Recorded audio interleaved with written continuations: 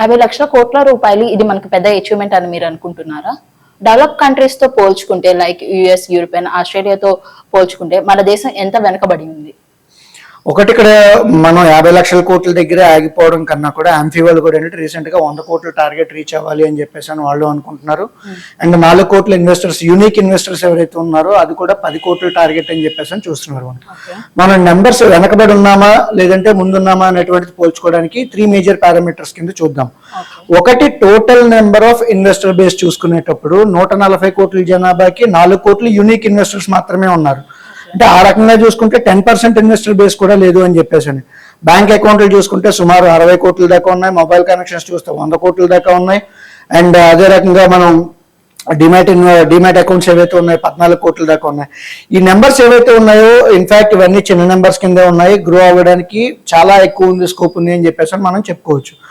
రెండో పారామీటర్ కింద వచ్చేటప్పటికి అసెట్స్ అండర్ మేనేజ్మెంట్ అనేది అయితే మనం మాట్లాడుతున్నామో, యుఎస్ లాంటి వాళ్ళ దగ్గర చూసుకుంటే $25 ట్రిలియన్ ఉన్నాయి mutual funds assets under management లో చూసుకునేటప్పుడు.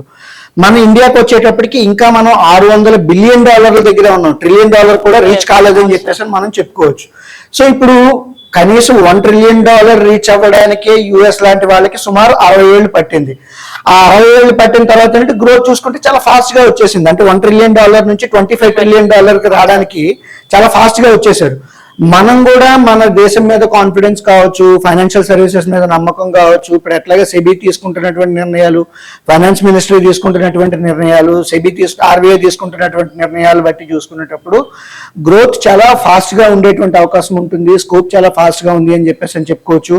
నెక్స్ట్ రాబోయే రోజుల్లో ఇప్పుడు టెక్నాలజీ బేస్డ్ వాళ్ళు ఎవరైతే ఉన్నారో సో వాళ్ళ నుంచి కూడా ఇది గ్రోత్ వచ్చేటువంటి అవకాశం ఉంది అని చెప్పేసి.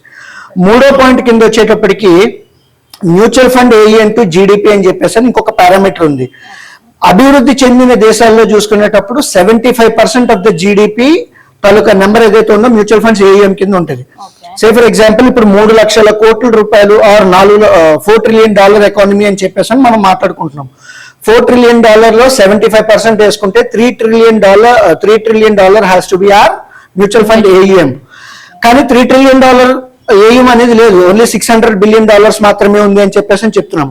ఇంకా క్లియర్ గా చెప్పాల్సి వచ్చినప్పుడు ఏంటి అంటే దేశం తాలూకా స్థూల జాతీయ ఉత్పత్తిలో 75% వాటా మ్యూచువల్ ఫండ్స్ లో ఏఎం కింద ఉండాలి. కానీ ఇప్పుడు మన దగ్గర ఉన్న నెంబర్ చూసుకుంటే కేవలం 15% మాత్రమే ఉంది. సో 15% నుంచి 75% వరకు, అంటే ఒక డెవలప్డ్ ఎకానమీకి 75% ఆఫ్ ది జీడిపి కింద మనం మాట్లాడుతున్నాం. India only 15% GDP. ఇలా చూసుకున్నా కూడా గ్రోత్ కి చాలా స్కోప్ ఉంది అని చెప్పేసి మనకు తెలుస్తున్నది. ఇది మాత్రమే కాకుండా ఇప్పుడు ఇంకా ఎస్ఐపిస్ ఏవైతే ఉన్నాయో, ఒకప్పుడు ఏంటంటే 10,000 crores, ఇప్పుడు ఏంటంటే కన్సిస్టెంట్ గా 17,000 crores పర్ మంత్, 17,000 కోట్ల రూపాయలు ప్రతి నెల మనకి ఎస్ఐపి ఇన్ఫ్లోస్ కింద రావడం జరుగుతున్నది. సో ఈ నెంబర్ ఆల్మోస్ట్ 25,000 crores కు లేదంటే 50,000 crores కి కన్సిస్టెంట్ గా పెరిగేటువంటి అవకాశం కూడా మనకు కనబడుతుంది.